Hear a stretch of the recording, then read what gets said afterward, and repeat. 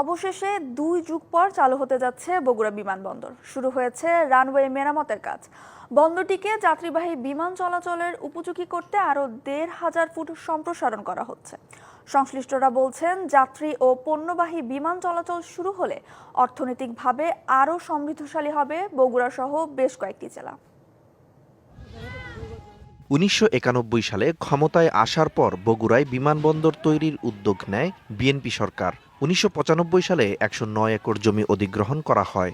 ১৯৯৬-এ আওয়ামী লীগ সরকার ক্ষমতায় আসার পর প্রকল্পের কাজ শুরু করে। এরপর ২০০০ সালে রানওয়ে, অফিস ভবন, কর্মকর্তাদের আবাসিক ভবনসহ প্রয়োজনীয় অবকাঠামো নির্মাণ করা হয়। তবে বাণিজ্যিক উড়োজাহাজ চলাচল শুরু না হওয়ায় প্রকল্পটি একরকম অচল হয়ে পড়ে। শেখ হাসিনা সরকারের পতনের পর নতুন করে আবার বিমানবন্দর চালুর উদ্যোগ নেয় অন্তর্বর্তী সরকার।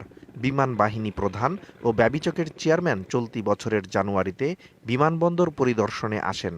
আমি পটেনশিয়ালিটি দেখতে পাচ্ছি, যথেষ্ট পটেনশিয়াল আছে ইনশাল্লাহ, অ্যান্ড দেয়ার আর পসিবিলিটিস যেটা will become definitely a business hub and strategic. তো এটাকে বড় করতে হলে একটু সময় লাগবে, এটা একটা প্রজেক্ট হিসেবে যাবে। বর্তমানে যে ৪৭০০ ফিট রানওয়ে আছে তা সংস্কারের কাজ চলছে।